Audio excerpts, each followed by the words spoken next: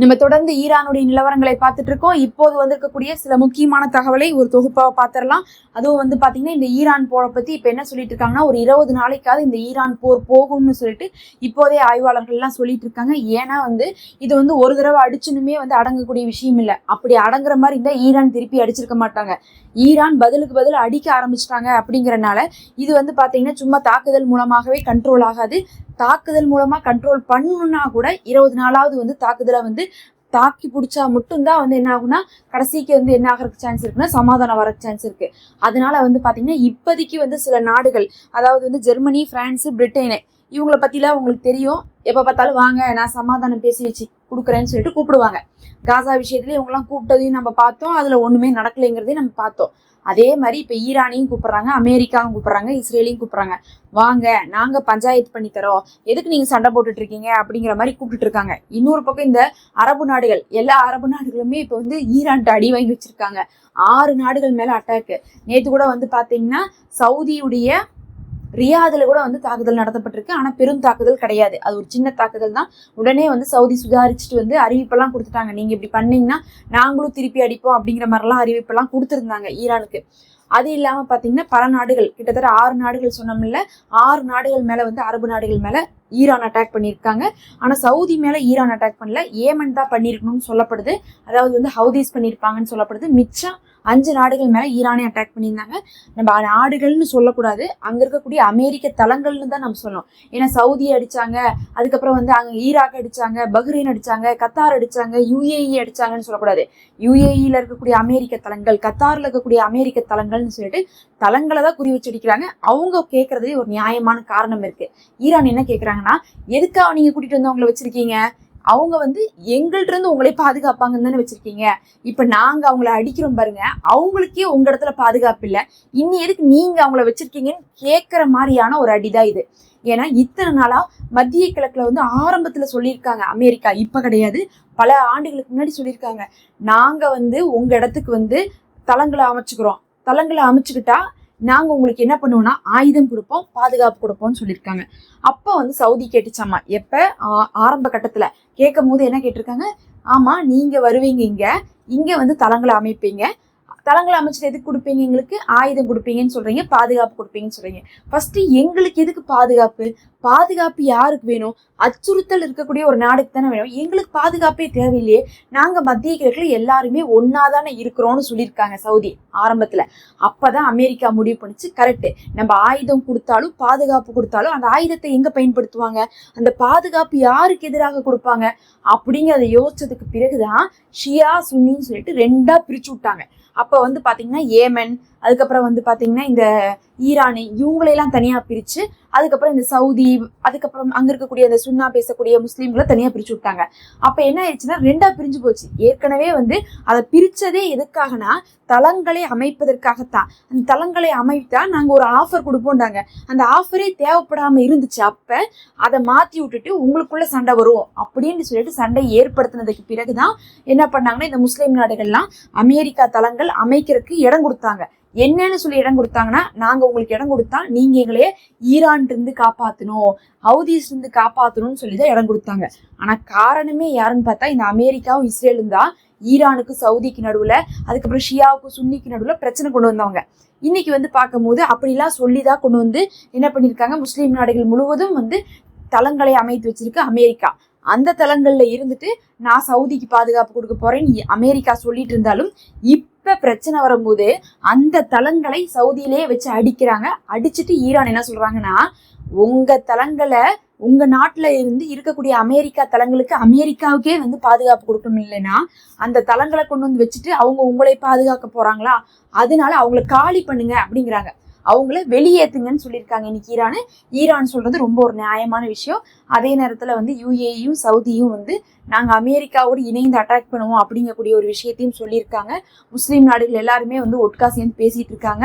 சீக்கிரமா ஒரு கவுன்சில் கூட்டணும், அதுக்கப்புறம் வந்து பேச்சுவார்த்தை முடிவெடுக்கணும், நம்ம ஏதாவது ஒன்று நடவடிக்கை எடுக்கணும் அப்படிங்கிற மாதிரிலாம் பேசுறாங்க. ஏன்னா வந்து இன்னொரு ஒரு வாரத்துக்குலாம் வந்து தாக்குதல் போனா நம்ம நாடு வீணா போயிருங்கிற நிலைமையில தான் இப்ப வந்து நடந்துட்டு இருக்கு. எங்க இருந்தாலும் பொதுமக்களும் சேர்ந்துதான் பாதிப்பாங்க, அதுல சந்தேகமே இல்லை. கத்தார்ல கூட ஒருத்தவங்க இறந்ததா ஒரு தகவல் வந்திருக்கு. ஏன்னா இன்டர்செப்ட் பண்ணும் போது அந்த தாக்குதல் வந்து, அதாவது வெடிச்சு நூற்றுக்கணக்கான பேர் இறக்குறதை விடவும் அதை தடுத்து அது உழுகும் போது கூட 1-2 பேர் இறந்துருக்காங்க.